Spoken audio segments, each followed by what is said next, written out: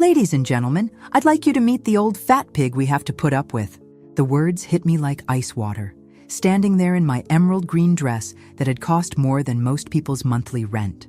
I watched Bradley's new bride, Sophia, gesture toward me with a champagne flute while her wealthy family erupted in laughter. Then her father's face went white as fresh snow. Wait, aren't you Margaret Harrison, my new boss at Harrison Industries? Where are you watching from today? Drop your location in the comments below and hit that like and subscribe button. Let me tell you how I ended up being called a pig at my own son's wedding, the wedding I'd paid for entirely, down to the last rose petal. 2 hours earlier, I'd been adjusting Bradley's bow tie in the church vestry, proud as any mother could be. "Thanks for everything, Mom," he'd said, not quite meeting my eyes. "I know the wedding cost a fortune, $300,000 to be exact. Not that I was counting. I'd watched him fidget with his cufflinks, the ones his father wore at our wedding 32 years ago, before cancer took him when Bradley was 12. "Your father would be so proud," I whispered, straightening his shoulders. But as I stood in that reception hall, listening to my son's new in-laws mock me openly, I realized pride was a luxury I could no longer afford. The Harrison family owned half the commercial real estate in Chicago. James Harrison, Sophia's father, controlled a business empire worth billions. What he didn't know was that his company's board had voted me in as CEO exactly 1 week ago. My first official day was Monday morning. "Mrs. Harrison?" James stammered, his champagne glass trembling slightly. I had no idea. Sophia never mentioned. "Mentioned what, Daddy?" Sophia's voice was sharp with confusion. She looked between us, her perfect smile faltering. "That Bradley's mother is Margaret Harrison." The silence spread like spilled wine across white linen. Sophia's mother, Patricia, stepped forward with the kind of smile wealthy women perfect in finishing school. "Oh my goodness, what a delightful coincidence. You share the same last name as my husband's company." "Not a coincidence," I said calmly, watching James's face cycle through several shades of pale. "I kept my married name after my husband died. Harrison Industries was his family's business. I inherited his shares when he passed. The math was simple enough, even for people distracted by champagne. Controlling interest, voting power, the ability to hire and fire anyone I pleased." Sophia's laughter died completely. "You're saying you own Daddy's company?" "Not own, dear. Control." I smiled the same smile I'd used in 100 board meetings. "There's a difference." Bradley appeared at my elbow, finally sensing the tension. "Mom, is everything okay?"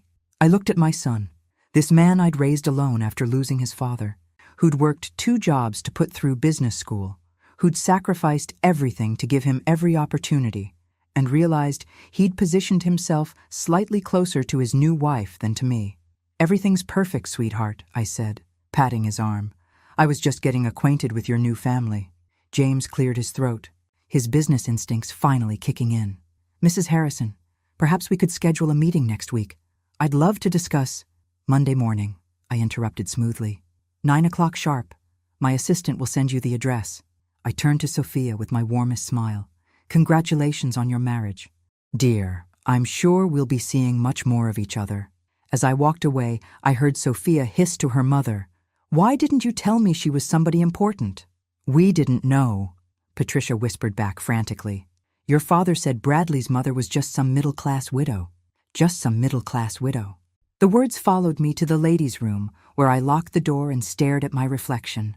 My dress was elegant, my jewelry modest but real, my makeup perfect despite the emotional earthquake I'd just experienced. In the mirror, I saw a woman who'd spent 30 years building a business empire in her husband's memory.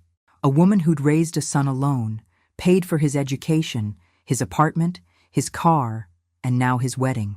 A woman who'd been called a pig by people who didn't realize she could destroy their entire world with a single phone call. But most importantly, I saw a woman who was just beginning to understand her own power. My phone buzzed with a text from my assistant. "Board meeting moved to Tuesday. Emergency HR situation requires immediate attention Monday." I smiled at my reflection and began reapplying my lipstick. Monday was going to be very interesting indeed.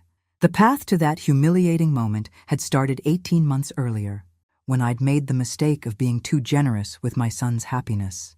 Bradley had called on a Tuesday evening, his voice carrying that particular tone that meant he needed something expensive. "Mom, I've got incredible news." Sophia said yes. I'd been reviewing quarterly reports in my home office, but I set everything aside. My son was engaged. Despite everything else, the mother in me was genuinely thrilled. "Oh, honey, that's wonderful. When did you propose?" "Last night at Aurelio's. You know, that fancy place downtown where you took me for my graduation dinner." I remembered.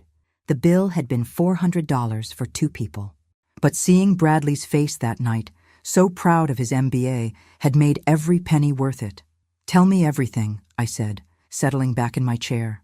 For the next hour, Bradley described the proposal, the ring, which cost more than most people's cars, and Sophia's reaction. What he didn't mention was how they planned to pay for a wedding. That conversation came a month later. "The thing is, Mom," Bradley said, his fingers drumming against my kitchen table, "Sophia's family has certain expectations." I poured him more coffee, noting how he avoided eye contact. After raising him alone, I knew all his tells. "What kind of expectations?" "Well, her sister's wedding was at the Four Seasons, 300 guests, very elegant affair. I'm sure it was beautiful. And her cousin got married at the Drake Hotel. Sophia's been dreaming of something similar since she was a little girl." I waited. In business, silence was often the most powerful negotiation tool. "The venues she's looking at are around $200,000, he said quickly. "Just for the basics, not including flowers, music, photography, all the other things." $200,000, I repeated calmly. "I know it sounds like a lot, but Mom, she's the one. I want to give her everything she deserves." "What about what you deserve?" I thought. "What about what I deserve after sacrificing everything for your happiness?" But I looked at my son's face, so hopeful, so young despite being 31 years old, and I felt the familiar tug of maternal love overriding common sense. "Have you talked to Sophia about a smaller wedding?" "You don't understand. Her family, they're wealthy, Mom. Really wealthy. Her father owns Harrison Industries." The irony wasn't lost on me. My son had no idea that I'd been quietly acquiring shares in James Harrison's company for years, building toward the controlling interest my husband had always dreamed of securing. "And you feel pressure to match their lifestyle?" "I want to be worthy of her," he said simply. Those 6 words broke my heart. I'd raised this boy to believe he was worthy of anything, anyone. How had I failed so completely that he thought love required a price tag? "Bradley, if she loves you, a courthouse ceremony would be enough." "Mom, please, I'm not asking you to pay for everything. Just help us get started. I'll pay you back once my career takes off." His career. Bradley had graduated with his MBA a year earlier and was working at a mid-level consulting firm, making decent money but nowhere near enough to support the lifestyle he'd grown accustomed to through Sophia's family. "How much help are we talking about? Maybe $250,000? $300 at most?" $300,000. The number sat between us like an unwelcome dinner guest. "Bradley, that's more money than most people make in 5 years." "I know, but you can afford it, right? The business is doing well. And after Dad's life insurance." He trailed off, realizing how callous that sounded. My husband's death had indeed left me financially comfortable, but hearing my son calculate the value of his father's life so casually made me feel sick. "Let me think about it," I said. That night I sat in my husband's study, looking at his photograph on the desk. We'd built Harrison Industries together, starting with a single small office building and growing it into one of Chicago's premier commercial real estate companies. After he died, I'd continued expanding, making strategic acquisitions, building the empire he'd envisioned. "What would you do?" I asked his picture. But I already knew the answer. Robert had always been too generous with Bradley, unable to deny him anything. It was one of the few areas where we disagreed. The next morning, I called Bradley and told him yes. Looking back now, standing in that bathroom mirror after being called a pig by my son's new in-laws, I realized that single word, yes, had been the beginning of my transformation from doting mother into something far more dangerous. Because by Monday morning, I would be their new boss. And unlike my son, they were about to learn that my generosity had limits. Monday morning arrived with Chicago's typical autumn chill, and I dressed accordingly: power suit, Minimal jewelry, hair pulled back in the style that had intimidated corporate America for the past 20 years. At exactly 9 o'clock, I walked into the Harrison Industries boardroom, where James Harrison sat fidgeting with his phone like a nervous teenager. "Mrs. Harrison," he stood quickly, extending his hand. "Thank you for agreeing to meet so early." "Mr. Harrison," I replied, taking the seat at the head of the conference table that was rightfully mine. "Though I think we need to clarify something before we begin." I opened my briefcase and removed a folder containing the stock certificates, board resolutions, and legal documentation that proved my controlling interest in his family's company. As of last Monday, I own 51% of Harrison Industries, which means this is my boardroom, and you work for me. James's face cycled through several emotions before settling on barely controlled panic. "Mrs. Harrison, I think there's been some misunderstanding. This company has been in my family for 3 generations, built on land and initial capital provided by my husband's grandfather in 1952, I corrected calmly. "Your grandfather was the junior partner, Mr. Harrison. The contracts are quite clear." I slid a manila envelope across the polished table. Inside were photocopies of the original partnership agreements, documents I'd spent years tracking down through legal archives and private collections. "Your family managed the business beautifully while maintaining minority ownership. But when my husband died, his shares passed to me. I've spent the last 15 years quietly purchasing additional stock whenever it became available." "This is impossible," James whispered. But his hands shook as he flipped through the paperwork. "The impossible part," I said, allowing a small smile, "is that you didn't notice. Your own board approved my appointments to key positions. Your CFO reports directly to me. Your legal team answers my calls." James looked up with something approaching horror. "What do you want?" "First, I want an apology for your daughter's behavior at the wedding reception. Sophia can be spirited. She didn't mean anything by those comments. She called me a pig, Mr. Harrison, in front of 200 guests, including my son. She's young, she's 28 years old and married to my son. Old enough to understand consequences." I leaned forward slightly. "Here's what's going to happen. Sophia will call me today and apologize sincerely for her behavior. Not because you told her to, but because she understands that respect isn't optional in this family." James nodded quickly. "Of course.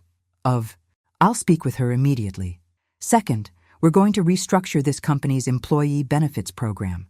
I've reviewed your current policies, and they're embarrassingly inadequate for a business of this size." This was actually true. Harrison Industries employed over 300 people, but their health insurance was mediocre and their retirement plan was nearly non-existent. "The improvements will cost approximately $2 million annually," I continued. "Consider it my contribution to social responsibility." $2 million? James's voice cracked slightly. "You can afford it. I've seen your profit margins." I pulled out another folder, this one containing detailed financial analysis I'd commissioned months earlier. Every expense, every revenue stream, every hidden asset the company possessed. Third, your son-in-law Bradley will be receiving a promotion to senior associate with appropriate salary adjustment. He's actually quite bright when he applies himself. I didn't realize Bradley worked here. He doesn't. Yet. I smiled again, this time with genuine warmth. His first day is Wednesday. James stared at me like I'd just declared myself Queen of Illinois. "Mrs. Harrison, I need to discuss these changes with my staff, my attorneys." "Your attorneys already reviewed everything last week. They're very thorough." I stood, closing my briefcase with a decisive snap. "The employee benefits announcement will be made Thursday. Sophia's apology will happen today. Bradley's promotion will be effective immediately." I walked toward the door, then paused with my hand on the handle. "Oh, and Mr. Harrison, in the future, when your family gathers to discuss the middle-class widow your daughter married into, you might want to mention that said widow now controls your family's primary source of income." James's mouth opened and closed like a fish out of water. "Have a lovely day," I said cheerfully, and walked out into my new corporate empire. By noon, my assistant had fielded 6 phone calls from various Harrison family members, 3 from their family attorney, and 1 very panicked voicemail from Sophia herself. "Mrs. Harrison, this is Sophia, Bradley's wife. My father explained that there's been some sort of misunderstanding about the company, and I wanted to call and, well, I hope we can discuss things like family. I listened to the message twice, noting the careful way she avoided mentioning the pig comment or offering any actual apology. At 2 p.m. she called again. This time her voice was noticeably shakier. Mrs. Harrison, I realize my comments at the reception may have been inappropriate. I was nervous meeting Bradley's family, and sometimes I say things without thinking. I hope you can understand. Still no real apology. Still positioning herself as the victim. The third call came at 4:30 p.m. Mrs. Harrison, please call me back. I think we got off on the wrong foot, and I'd really like to make this right. Bradley is upset. My father is having some kind of crisis. And I just want to understand what's happening. I deleted all 3 messages without returning her calls. Tuesday morning, James Harrison appeared at my office door at 8 a.m. sharp, looking like he hadn't slept. Mrs. Harrison, please.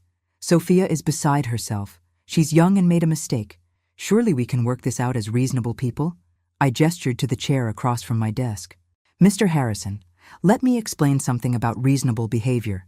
When someone pays for your daughter's entire wedding, venue, food, flowers, music, photography, reasonable behavior would be gratitude, or at minimum, basic courtesy. You paid for the wedding? Every penny. $312,000. I pulled out the receipts I'd requested from Bradley the night before. Would you like to see the invoices? James stared at the papers spread across my desk, his face growing paler with each line item. She had no idea, he whispered. No, she didn't. Because your family makes assumptions about people without bothering to learn the facts. I stood up and walked to the window overlooking downtown Chicago, watching the morning traffic crawl through the streets below. But here's what I find most interesting, Mr. Harrison. Your daughter can afford to mock the woman who paid for her wedding because she knows her family has money. She can afford to be cruel because she's never faced consequences for her actions. I turned back to him with a smile that would have made sharks nervous. That's about to change.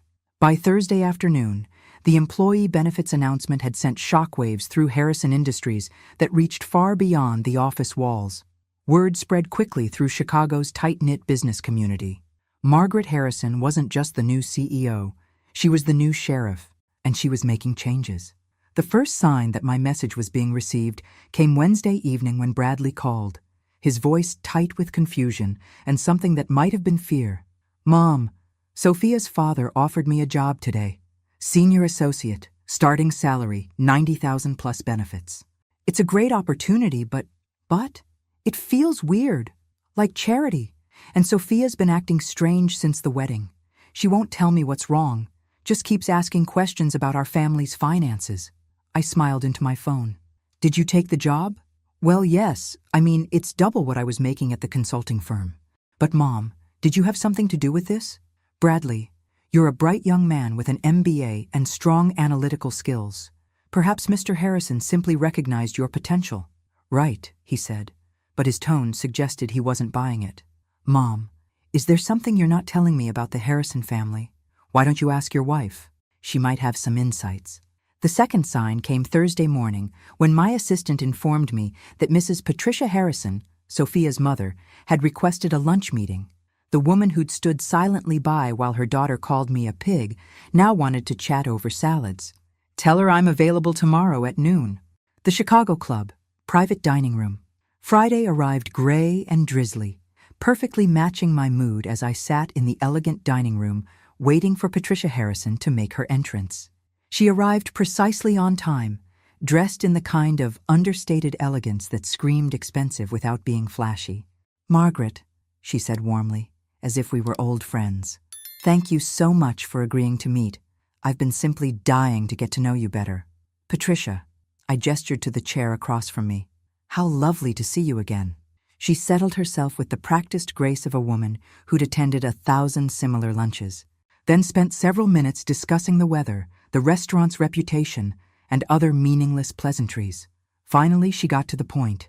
Margaret, I want to address what happened at the wedding reception. Sophia can be impulsive when she's nervous.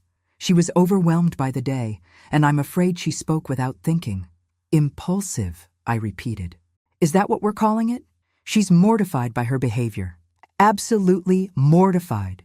She wanted to call and apologize personally, but she's been so worried about making things worse. I sipped my water, watching Patricia's carefully constructed composure. And yet, she's called my office 3 times without actually apologizing. Patricia's smile flickered slightly. I think she's intimidated by your success. James explained that you've built quite an impressive business empire. My husband and I built it together. I've simply continued his vision. Of course. And speaking of vision, I understand you've made some wonderful changes at Harrison Industries. The employee benefits improvements are so generous. Here it comes, I thought, the real reason for this lunch. James is thrilled to have someone with your expertise overseeing operations, Patricia continued. Though I confess, we're a bit concerned about the financial impact of such extensive changes so quickly. Are you questioning my business decisions? Patricia? Oh no, not at all. It's just that James has always run the company conservatively, and sudden large expenditures make him nervous. I leaned back in my chair, studying her face. Patricia, let me ask you something. What do you know about my son? The question clearly caught her off guard. Bradley? He seems like a lovely young man, very devoted to Sophia. He is devoted to her, perhaps too devoted. Bradley spent his entire savings account on your daughter's engagement ring, borrowed money for the wedding suit, and when that wasn't enough to meet your family's standards, he came to me. Patricia's fork paused halfway to her mouth. $300,000, Patricia. That's how much your daughter's perfect wedding cost. Not your family's money, not even Bradley's money. Mine. The color drained from Patricia's face. I had no idea. No, you didn't. Because your family assumes that anyone who doesn't flaunt wealth must not have any. I leaned forward, my voice dropping to just above a whisper. But here's what I find most interesting about your family's finances, Patricia. I've done some research. I pulled out a slim folder and placed it on the table between us. Your husband's company shows impressive revenue, but when you factor in debt service, overhead and operating expenses, the actual profit margins are quite thin. The Harrison family lifestyle is largely maintained through corporate credit lines and real estate leverage. Patricia stared at the folder like it contained a live snake. In other words, your family's wealth is mostly theoretical. Beautiful on paper, but highly vulnerable to market fluctuations or changes in corporate leadership. What are you saying? I'm saying that I could fire your husband tomorrow and replace him with someone who actually understands modern business practices. I could restructure the company's debt obligations. I could sell off assets your family considers untouchable. I smiled pleasantly while Patricia's world crumbled behind her eyes. Or, I continued, your daughter can call me tonight and offer a genuine apology for her behavior at the wedding reception. Not because she's intimidated or embarrassed, but because she understands that calling someone a pig is unacceptable regardless of their perceived social status. Patricia's hands trembled slightly as she reached for her water glass. And if she apologizes? Then we're family, and I take care of family. I stood, placing my napkin on the table. But Patricia, understand this. I'm not some middle-class widow who can be dismissed or mocked. I'm the woman who now controls your family's future. I picked up the check that had been discreetly placed on the table. Lunch is on me. Please give Sophia my regards. As I walked toward the exit, I heard Patricia fumbling with her phone, already dialing her daughter's number. My own phone buzzed with a text from my assistant. Emergency board meeting called for Monday. James Harrison requesting full financial review of recent policy changes. I smiled as I stepped into the Chicago drizzle. Let them call their meetings. By Monday, I'd be ready with surprises they couldn't possibly anticipate. After all, I was just getting started. Sophia's call came at 9:47 p.m. that Friday night, just as I was settling into my leather armchair with a glass of wine and my husband's favorite book of poetry. Her voice was different this time, smaller, stripped of the entitled confidence that had carried her through our previous encounters. Mrs. Harrison, this is Sophia. I know it's late, but I couldn't wait until tomorrow. Good evening, Sophia. I owe you an apology, a real one, not the half-hearted attempts I've been making all week. She took a shaky breath. What I said at the reception was cruel and inexcusable. Calling you a pig was wrong, no matter what I was feeling or thinking. You paid for our entire wedding, and I repaid your generosity with insults and humiliation. I said nothing, letting her words hang in the air. I've been thinking about why I said it, and I think I was scared. Bradley talks about you constantly, how strong you are, how successful, how you raised him alone after his father died. I felt like I could never measure up to the mother he describes. Interesting. This was more honest than I'd expected. So when I saw you at the reception, I saw this elegant, poised woman, and I felt inadequate, small, and instead of dealing with those feelings like an adult, I lashed out to make myself feel bigger by making you smaller. And how did that work out for you? I asked quietly. It didn't. It backfired spectacularly, and now I've hurt the person I should have been thanking. Her voice broke slightly. Mrs. Harrison, I know I don't deserve your forgiveness, but I'm asking for it anyway. I want to be the kind of wife Bradley deserves, and the kind of daughter-in-law you deserve. I took a slow sip of wine, considering her words. There was something in her tone that suggested genuine remorse, though it might have been motivated more by fear than actual understanding. Sophia, thank you for calling. I appreciate your honesty about your motivations. Does this mean, can we start over? We can try, I said carefully, but understand that trust is rebuilt through actions, not just words. Yes, absolutely. Whatever I need to do to make this right, I'll give that some thought. In the meantime, I have one question for you. Anything. At the reception, when you introduced me to your family, you clearly believed you were speaking to people who shared your opinion of me, which means this wasn't a spontaneous insult. It was a planned humiliation. Silence stretched between us for nearly 10 seconds. Yes, she whispered. I had told them beforehand that Bradley's mother was difficult, that she was always interfering and trying to insert herself into our relationship. But I've met you exactly twice before the wedding, both times at family dinners Bradley organized. We've spoken for perhaps 20 minutes total. I know. I was repeating what Bradley had said. The words hit me like a physical blow. My own son had been complaining about me to his fiancée, painting me as some kind of meddling mother-in-law before I'd even met her family. What specifically did Bradley tell you about me? He said you had trouble letting go, that you still treated him like a child, that you used money to maintain control over his life. Her voice was barely audible. He said you'd probably try to take over the wedding planning and that I should be firm about boundaries. I closed my eyes, feeling something fundamental shift inside my chest.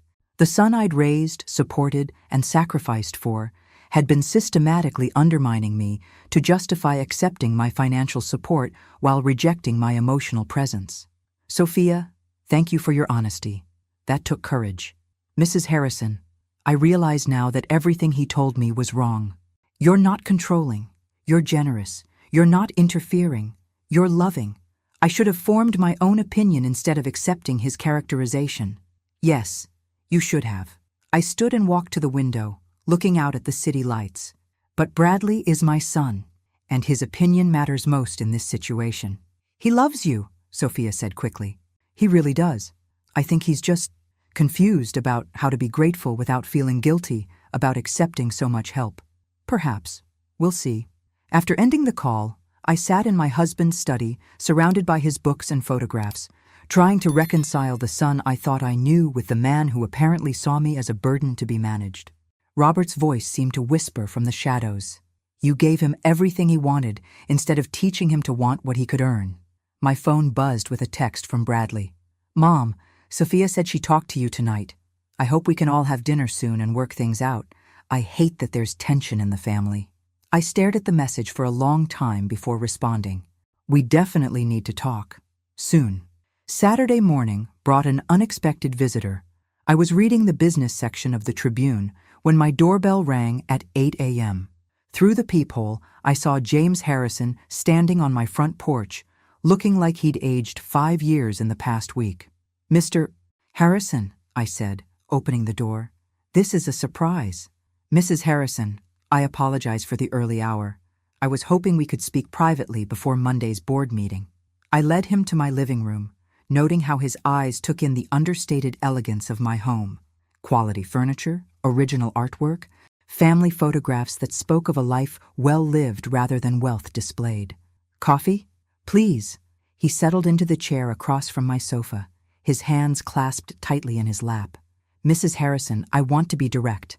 I've called an emergency board meeting because I need to understand your intentions for Harrison Industries. My intentions are simple: to run a profitable, ethical business that serves its employees and community well. The employee benefits changes alone will cost the company nearly $2 million annually. The facility improvements you've authorized add another $500,000. These aren't sustainable expenditures given our current profit margins. I poured coffee from the silver service that had been my wedding gift 32 years earlier. James, what do you know about your company's actual financial position? I know we're profitable but conservative. We maintain steady growth without taking unnecessary risks. You're profitable but stagnant, I corrected.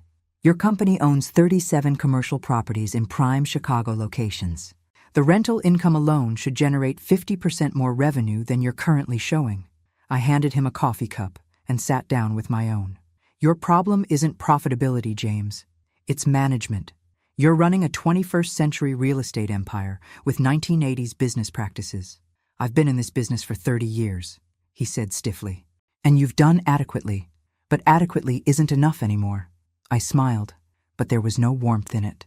Which brings us to Monday's board meeting. James shifted uncomfortably. The board has some concerns about the rapid pace of change under new leadership. The board consists of 7 members. 3 were appointed by me over the past 18 months. 2 others are longtime business associates who respect my husband's legacy. That leaves you and your cousin, Edward. I watched his face as the mathematics of corporate democracy sank in. In other words, James, your emergency board meeting is going to be very educational. For you. He set down his coffee cup with shaking hands. What do you want from us? From my family? I want what I've always wanted. Respect. Not for my money, not for my corporate position, but for me as a person worthy of basic human decency. I stood and walked to the mantelpiece where my wedding photograph sat beside pictures of Bradley from birth through college graduation. Your daughter called me a pig at my son's wedding, James. She did it because she believed her family's money made her superior to the woman who'd paid for her celebration. That kind of casual cruelty reveals something ugly about character. Sophia is young. Sophia is old enough to be married.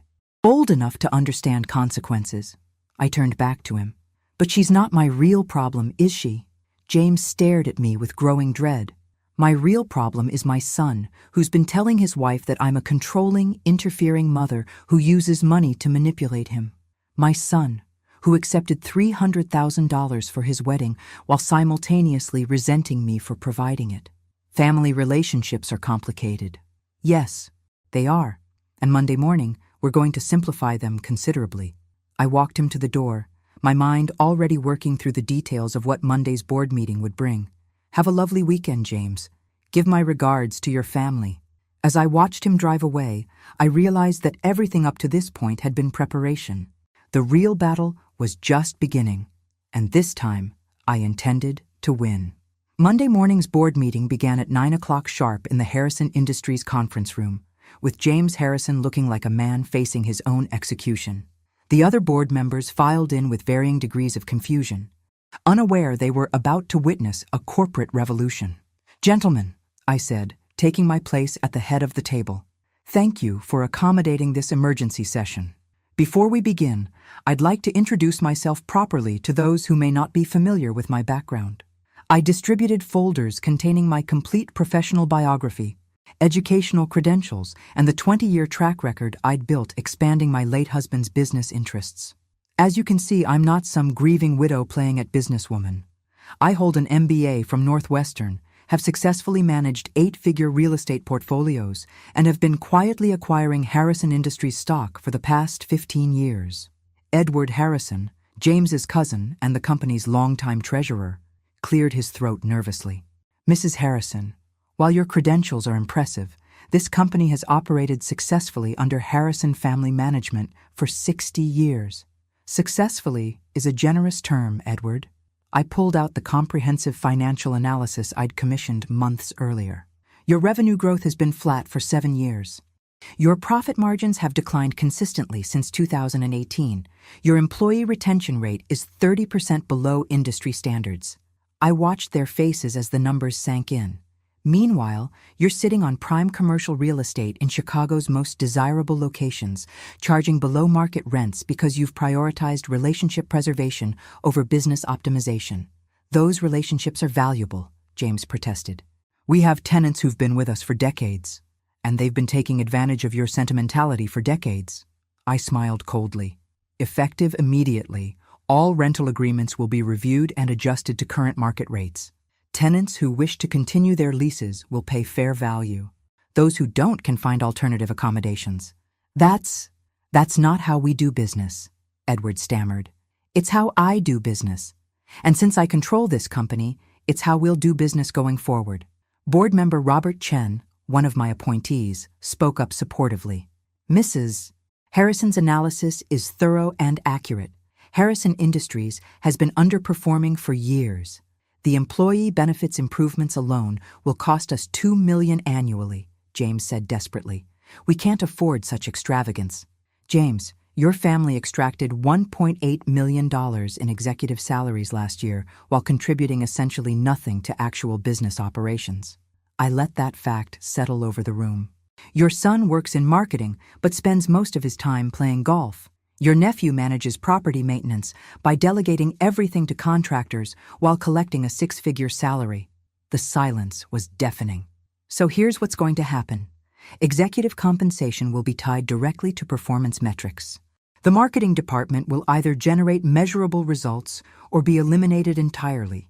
Property management will be professionalized with actual oversight and accountability. You can't just eliminate family members from family business, Edward protested. I can and I will if they can't justify their positions with actual work. I stood, gathering my materials. This meeting is concluded. Implementation of all discussed changes begins tomorrow. Wait, James called out desperately. We need to vote on these proposals. No, James. You need to understand something about corporate governance. I turned back to face the table. I don't need your approval for business decisions. I need your compliance. As I walked toward the door, I heard Edward whisper to James, "How did we let this happen?" The answer was simple.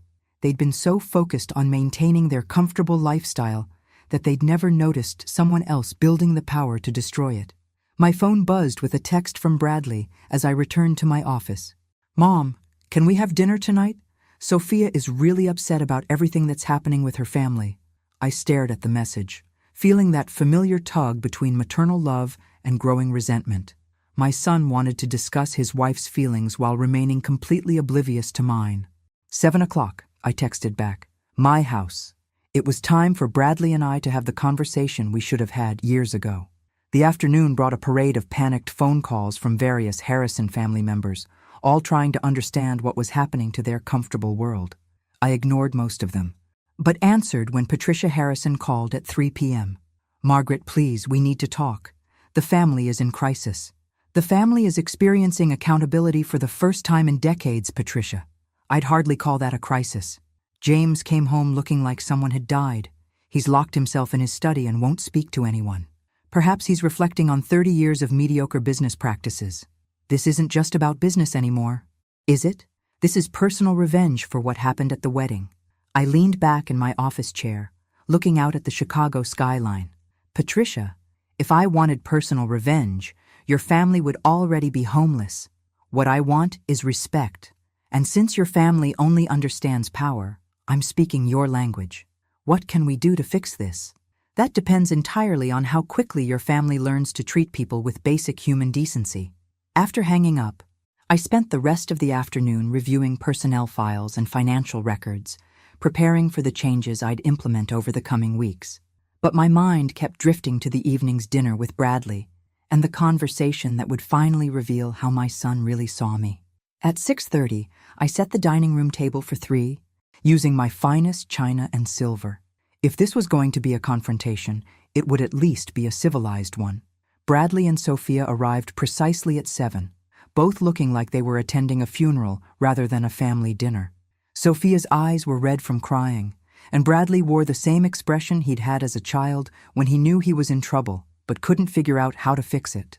"Mom," he said, kissing my cheek awkwardly, "thank you for agreeing to see us." "Of course, sweetheart. You're always welcome here.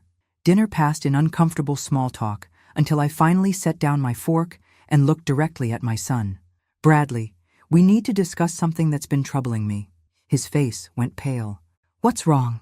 Sophia told me about the conversations you had with her regarding my character.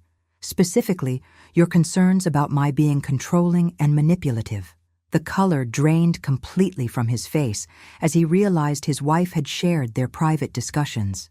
Mom, those weren't... I was just trying to prepare her for what exactly? Bradley looked helplessly at Sophia, who was studying her plate as if it held the secrets of the universe. You've always been generous, maybe too generous, and I didn't want her to feel obligated to accept help if it came with strings attached. What strings? Bradley? You know, expectations. That we'd have to live our lives according to your approval. I felt something cold and final settle in my chest. Can you give me a specific example of when I've attempted to control your life choices? Well, you had opinions about my college major. I suggested business classes might be practical. You majored in literature, and I supported your decision completely. And you didn't like some of the girls I dated. I disliked exactly one girlfriend, the one who stole money from your wallet and cheated on you with your roommate. You eventually agreed with my assessment. Bradley squirmed in his chair, clearly realizing his examples weren't supporting his case. The point is, I wanted Sophia to know she didn't have to accept your help if it made her uncomfortable. Except she did accept my help. You both did. $300,000 worth of help. And we're grateful. No, Bradley. You're resentful. I stood up, my voice remaining calm despite the rage building inside me. You wanted my money, but not my presence. You wanted my support, but not my opinions. You wanted me to be a bank, not a mother. That's not true. Then explain to me why your wife felt comfortable calling me a pig in public. Explain to me why she believed her family would find that entertaining rather than horrifying. Sophia finally looked up, tears streaming down her face. Because I told them what Bradley said about you, about how you used money to stay involved in his life when he wanted independence. The words hung in the air like poison gas. I see. I walked to the window, looking out at my garden. So my financial support for your education, your car, your apartment, your wedding, all of that was manipulation rather than love. Mom, you know that's not what I meant. Actually, Bradley, I think it's exactly what you meant. I turned back to face them both. And you know what? You're right. I have been using money to maintain our relationship. Both of them stared at me in shock. But starting tomorrow, that ends completely. What do you mean it ends? Bradley's voice cracked slightly, and I recognized the tone from his childhood. The moment when he realized his actions had consequences he hadn't considered. I mean, I'm done being your ATM, sweetheart. I walked back to the table, but remained standing, looking down at my son and his wife. No more birthday checks, Christmas gifts, emergency loans, or surprise assistance with bills. Mom, you can't be serious. I'm completely serious. You wanted independence from my supposed manipulation, and I'm giving it to you. I smiled, but there was no warmth in it. Effective immediately, you're financially independent. Sophia looked panic-stricken. Mrs. Harrison, I think there's been a misunderstanding. We never said we didn't want your support. No, dear. You just said I was using that support to control your lives. Well, problem solved. Bradley jumped up from his chair. This is crazy. One stupid comment at a wedding, and you're cutting us off completely? One stupid comment? My voice remained dangerously calm. Bradley, your wife called me a pig at your wedding, while surrounded by her family, who laughed along because you had already painted me as some kind of interfering burden they had to tolerate. I never called you a burden. You told her I had trouble letting go, that I treated you like a child, that I used money to maintain control. I counted off each point on my fingers. What would you call that characterization? Bradley sat back down heavily, finally understanding the magnitude of what he'd done. But Mom, I was trying to manage expectations. Sophia's family has money, and I didn't want them to think you were some kind of charity case. So instead, you made me sound like a manipulative old woman who couldn't accept that her son had grown up. That's not what I meant, but it is what you said. And more importantly, it's what you believed. I walked to the sideboard and poured myself a glass of wine with steady hands. Tell me, Bradley, when exactly did I become such a burden to you? You're not a burden. When did helping you through college become manipulation? When did paying for your wedding become controlling behavior? When did loving you become something you needed to apologize for to your new in-laws? The silence stretched until Sophia finally spoke up. Mrs. Harrison, I think Bradley was just nervous about fitting in with my family. He wanted to seem independent and successful. And he couldn't seem independent and successful with a mother who supported him? My family, they can be judgmental about people who need help. Ah, I took a sip of wine, finally understanding the real dynamic. So you were both embarrassed by my generosity because it made you look weak to people whose opinion you valued more than mine. It's not that simple, Bradley protested. Actually, it's exactly that simple. I set down my glass and looked directly at my son. You were willing to take my money but ashamed to admit it came from me. You wanted the benefits of having a successful mother but none of the social complications. Mom, please, can't we just move past this? Oh, we're definitely moving past this. Just not in the direction you're hoping. I walked to my purse and pulled out my phone, scrolling through my contacts until I found my attorney's number. What are you doing? Bradley asked nervously. Calling Richard Patterson. He handles my estate planning. I hit dial and put the phone on speaker so they could hear both sides of the conversation. Margaret, how lovely to hear from you. How was the wedding? Educational, Richard. I'm calling because I need to make some changes to my will. The silence from my dinner guests was deafening. Of course. What kind of changes are we talking about?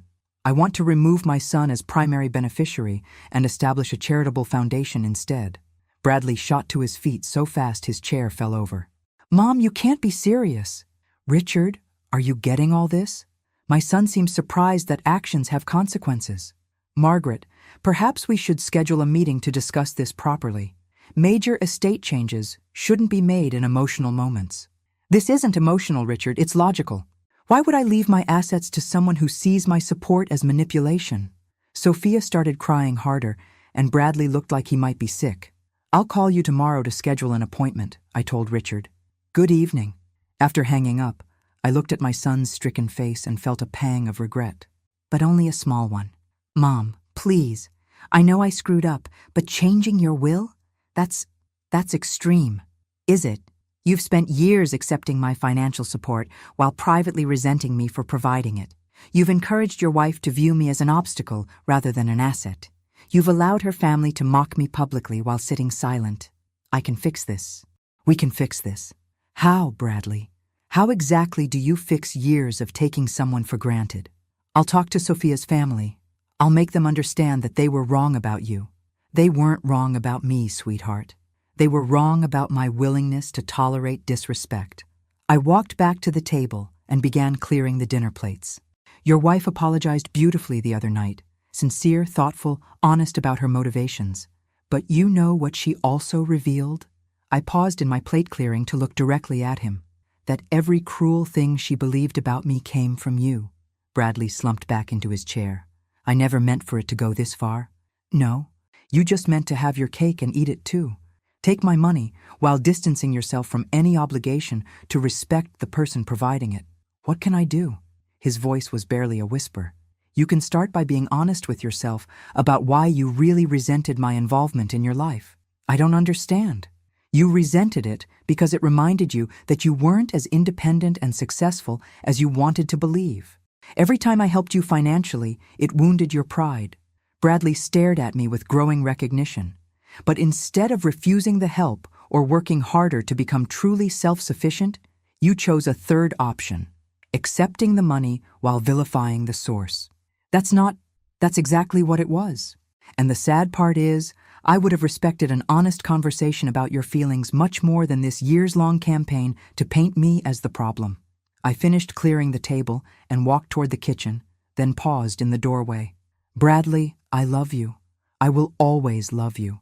But I'm done enabling a relationship where love only flows in one direction. So what happens now? Now you learn what genuine independence feels like. And maybe, if you're very lucky, you'll discover that earning someone's respect is more satisfying than taking their support for granted. I left them sitting in my dining room and went to call Richard Patterson back. It was time to make some very real changes to my estate planning. After all, I had a charitable foundation to establish. Tuesday morning brought the expected fallout from Monday night's dinner, but not from the sources I'd anticipated. Instead of panicked calls from Bradley or Sophia, my phone rang at 7 a.m. with James Harrison's name on the caller ID. "Mrs. Harrison, we have a problem." "Good morning to you too." "James, what seems to be the issue?" "3 of our largest tenants received lease renewal notices yesterday demanding immediate rent increases averaging 40%. They're threatening to vacate." I smiled into my coffee cup. "That's unfortunate. I'm sure we can find new tenants who appreciate fair market value." "Mrs. Harrison, these companies have been with us for over 20 years. Johnson & Associates alone represents 12% of our rental income. James, Johnson & Associates has been paying 1987 rates for premium downtown office space. They've enjoyed subsidized rent for 2 decades while their own revenues increased exponentially. But if they leave, we'll lease their space to companies willing to pay what it's actually worth. I've already had preliminary conversations with 3 firms looking for downtown locations." This was true.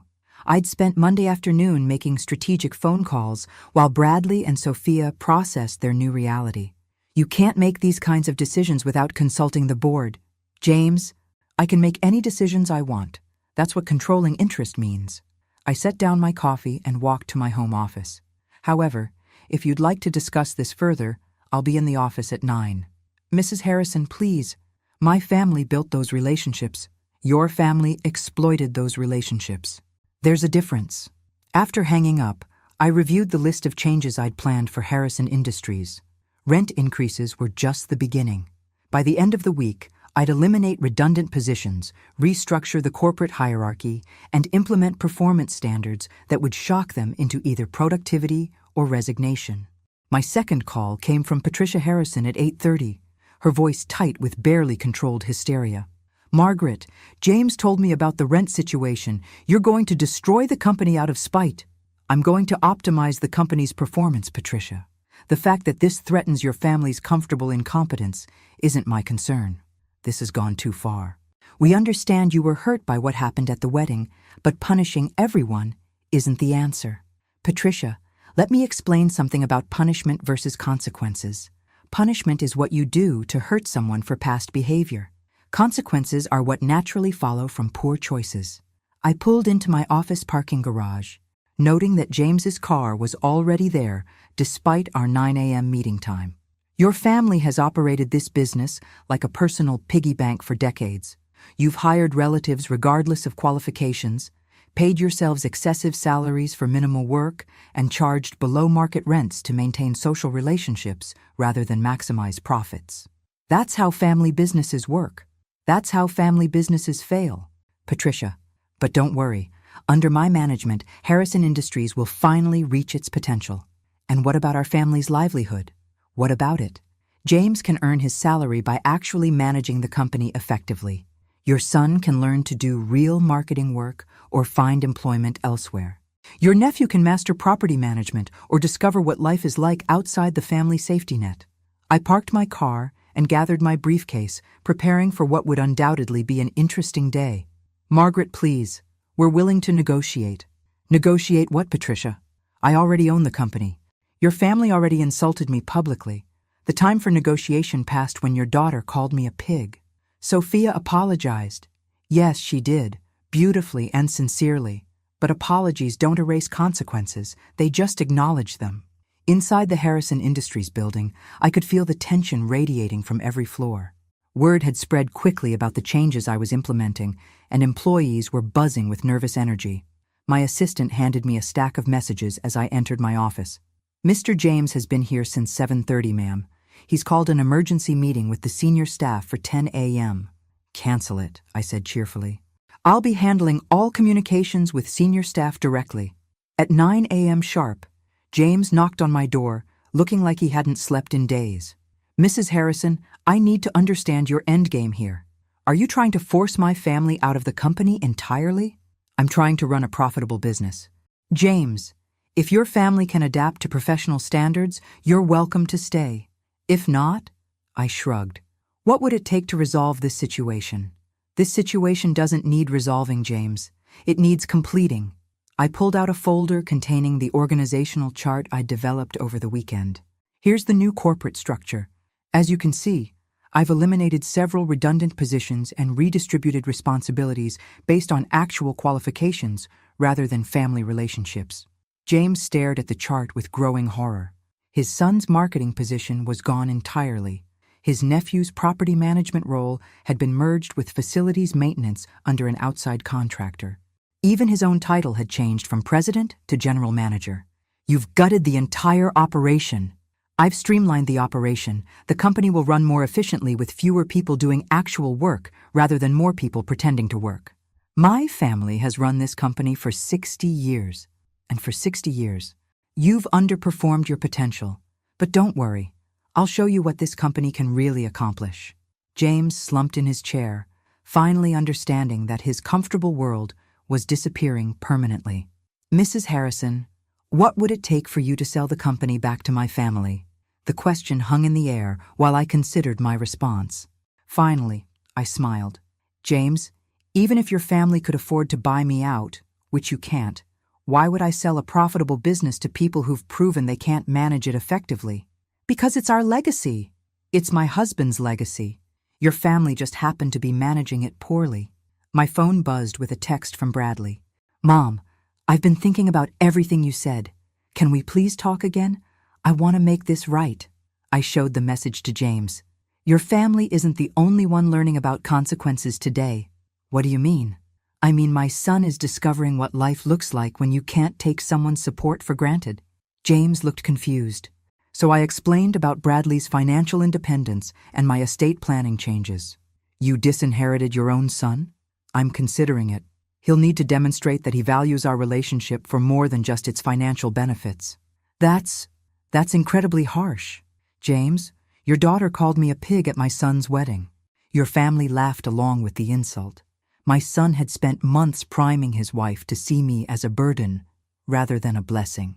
I stood and walked to my office window, looking down at the busy Chicago street below. I'm 62 years old. I've spent the last 30 years building businesses, supporting family members, and generally making everyone else's life easier while my own needs came last. But surely nothing, James. I'm done being taken for granted by people who benefit from my generosity while privately resenting my existence. I turned back to face him with a smile that made him visibly uncomfortable. But here's the beautiful thing about being in control of your own life. You get to decide who deserves your time, energy, and resources. And you've decided we don't deserve them? I've decided you need to earn them, all of you. My assistant knocked and entered with an urgent message. Mrs. Harrison, Bradley is in the lobby asking to see you. He says it's important. I looked at James, then at the message, then back at James. It seems today is full of people wanting to negotiate with reality. Should I send him up? My assistant asked. Yes, I decided. But James, our meeting is concluded. You have work to do if you want to keep your position here.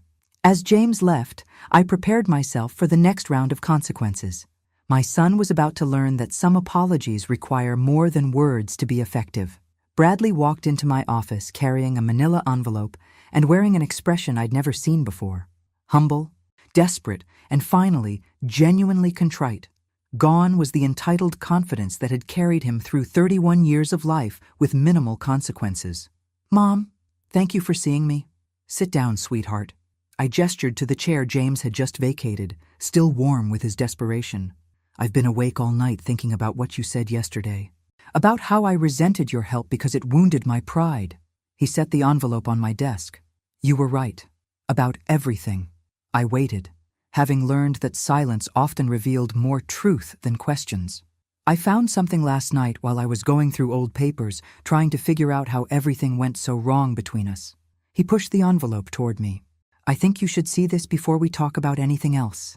Inside the envelope were photocopied bank statements, loan documents, and what appeared to be correspondence between Bradley and several financial institutions. I studied the papers with growing confusion. Bradley, what am I looking at? Evidence that I'm not just ungrateful. Mom, I'm also a fraud. My blood went cold. What do you mean? The consulting job I had before starting at Harrison Industries? I was fired 6 months ago for falsifying expense reports. The car payments you thought I was making? I stopped paying them in January. The bank was about to repossess the BMW when Sophia's father hired me. I stared at the documents, trying to process what he was telling me. The apartment rent, the credit card bills, even the money I claimed to spend on Sophia's engagement ring, it all came from loans I took out using your name as collateral. Using my name? My voice was barely a whisper. I forged your signature on loan applications. Mom, listed you as co-signer without your knowledge. The banks approved the loans because of your credit rating and business reputation. The room began to spin slightly. How much money are we talking about, Bradley? $87,000 in unsecured debt, plus the car loan, which is another $32,000. I set the papers down with shaking hands. You've been committing fraud using my identity for months? I kept telling myself it was temporary, that once I got established with Sophia's family, I'd be able to pay everything back before you ever found out. And the wedding expenses? The $300,000 I paid directly? I needed that money to stay afloat. Mom, to keep up appearances until I could figure out a permanent solution. I stood up and walked to my office window, trying to breathe normally while my world rearranged itself around this new reality. So when you told Sophia I was controlling and manipulative, you were actually describing yourself. Yes, his voice broke completely. I was projecting my own behavior onto you because I couldn't face what I'd become. I turned back to him, seeing my son clearly for perhaps the first time in years. Not the successful, independent man I'd believed I was raising, but someone who'd been lying, stealing, and manipulating his way through life while blaming others for his problems. Bradley, do you understand what you've done? This isn't just about money. I know. I've destroyed your trust. I've committed crimes using your identity. I've ruined everything. You've also put me at legal risk. If those banks discover the forged signatures, they won't. They shouldn't. The loans are current as long as I keep making minimum payments from my new salary. And if you can't make those payments, then you'd be liable for the full amounts, plus interest and penalties. I sat back down, my mind racing through the legal and financial implications. Identity theft, fraud, forgery. These weren't just family relationship issues. They were federal crimes. Why, Bradley? Why risk everything for a lifestyle you couldn't afford? Because I was ashamed. He was crying now, tears streaming down his face. Sophia's family has so much money, and I wanted to be worthy of her. I wanted to be successful and independent like you raised me to be. But you weren't independent. You were drowning in debt while pretending to be successful. I know. And when you offered to pay for the wedding, I saw it as my salvation. I thought if I could just get through the first year of marriage, establish myself with her family, maybe get promoted or find a better job, you thought you could lie your way to success. I thought I could buy enough time to make it true. I pulled out my phone and scrolled to my attorney's number. What are you doing? Bradley asked in panic. Calling Richard Patterson. We need legal advice about how to handle this situation. Mom, please, if this becomes public, it'll destroy my marriage, my career, everything. Bradley, it's already destroyed. The question now is how much damage we can contain. I hit dial and waited for Richard to answer. Margaret, twice in 2 days. Are you having an estate planning crisis? Richard, I need to see you immediately. My son has just confessed to committing identity theft using my name to secure fraudulent loans. The silence on the other end of the phone lasted several seconds. How much money are we talking about? Approximately $120,000 in various loans and credit agreements. Jesus. Margaret, when can you be here? Give me an hour. After hanging up, I looked at my son, this stranger who'd been masquerading as the man I thought I'd raised. Bradley, here's what's going to happen. We're going to see my attorney and determine the best way to resolve this legally. You're going to cooperate fully with whatever course of action he recommends. And then? And then you're going to learn what accountability actually means. Are you going to have me arrested? The question hung between us while I considered my options. On one hand, Bradley was my son, and despite everything, I loved him. On the other hand, he'd committed serious crimes that could have destroyed my reputation and financial stability. I don't know yet, I said honestly, but I'll tell you this. The days of protecting you from the consequences of your choices are over permanently. Bradley nodded miserably. I understand. Do you? Because I don't think you've understood consequences at all up to this point. I'm ready to face whatever happens. We'll see. I gathered the loan documents and put them back in the envelope, my hands steadier now than they'd been when I first read them. One more question. Bradley, does Sophia know about any of this? No. She thinks I'm successful and financially stable. She has no idea about the loans or the job situation. So she married you under false pretenses. I guess, yes. I looked at my son, this man I'd raised to be honest and responsible, who'd instead become a liar and a criminal, and felt something fundamental shift inside me. The next conversation would be with Richard Patterson about damage control and legal strategy. But the conversation after that would be with Sophia Harrison about the man she'd actually married. Because if my family was going to fall apart, at least it would be based on truth instead of lies. 3 hours later, I sat in Richard Patterson's law office with Bradley beside me, watching my attorney review the evidence of my son's systematic fraud with the grim professionalism of a man who'd seen too many family disasters. The good news, Richard finally said, is that we can resolve this without criminal charges if we act quickly and strategically. Bradley sagged with relief, but I remained tense. What's the bad news? The bad news is that Margaret will need to assume responsibility for all the debts to protect her own credit rating and reputation. If the banks discover the forged signatures, they'll pursue both civil and criminal remedies. How much will this cost me in total? Richard consulted his notes. Approximately $137,000 to pay off all existing loans, plus interest and penalties. However, if we handle this correctly, we can characterize the payments as family assistance rather than fraud remediation. I looked at Bradley, who was staring at his hands in shame. And what happens to my son? Bradley will sign confession documents acknowledging his actions, agree to immediate repayment terms, and submit to financial monitoring for the next 5 years.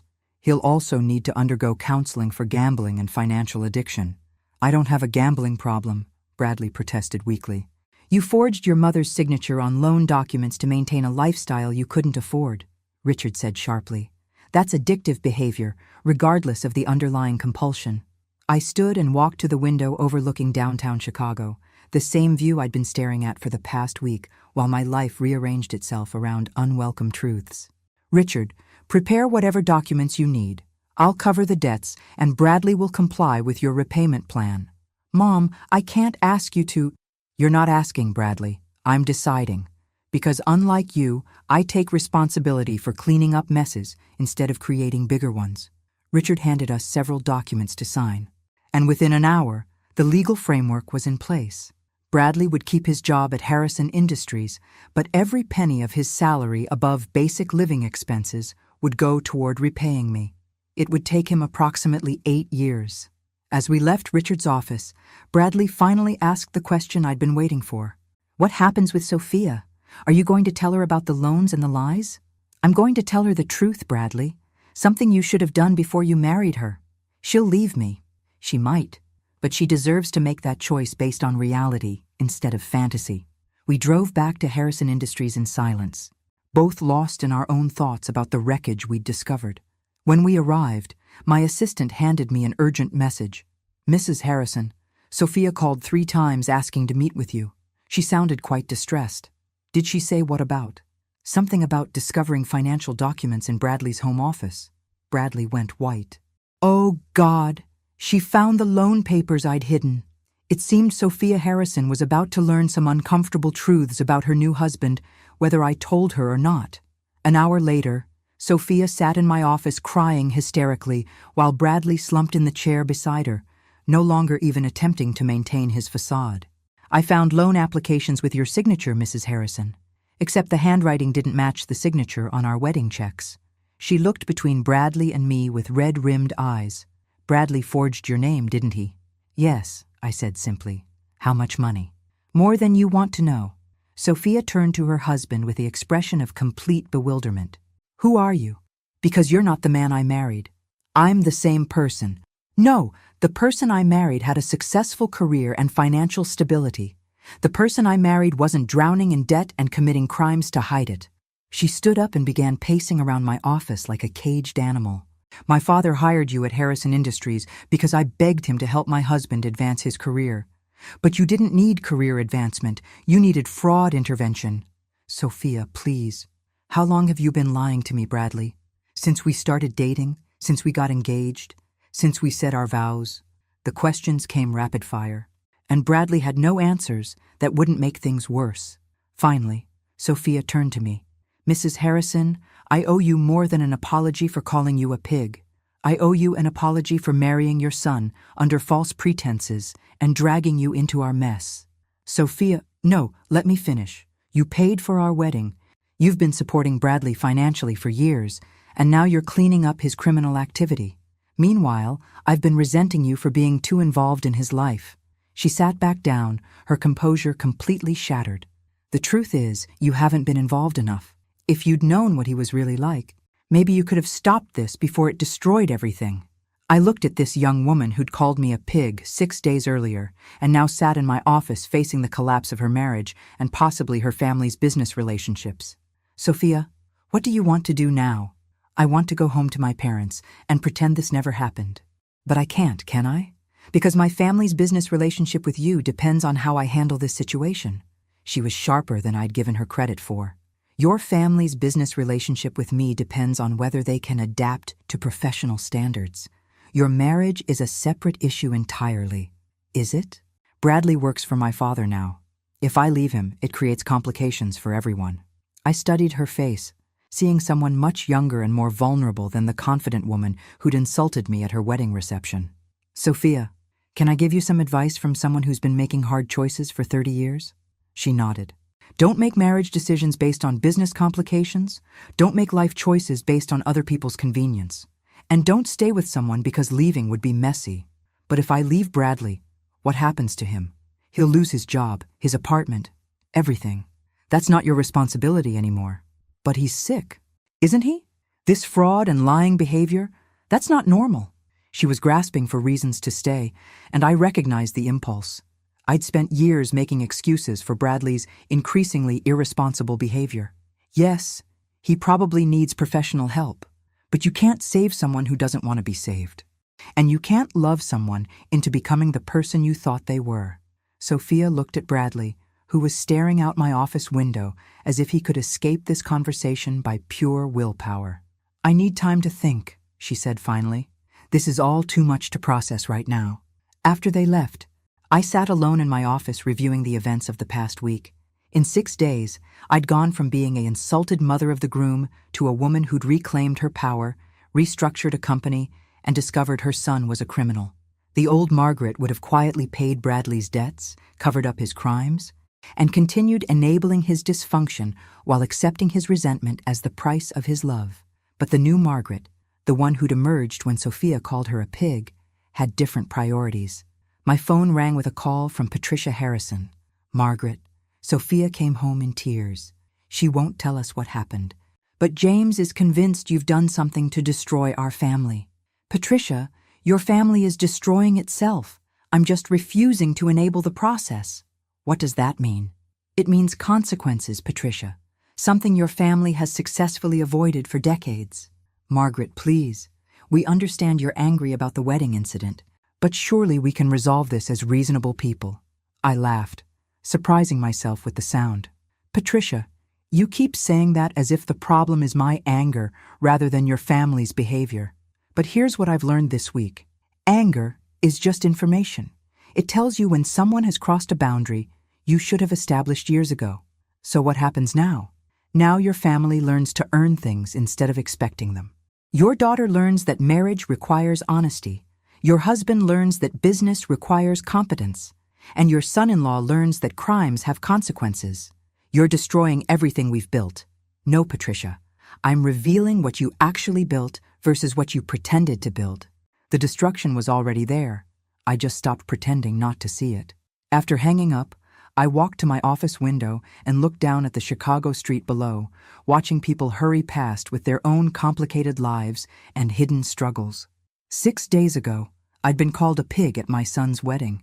Today, I was a woman who discovered her own power and decided to use it. The old Margaret would have called that a tragedy. The new Margaret called it a beginning.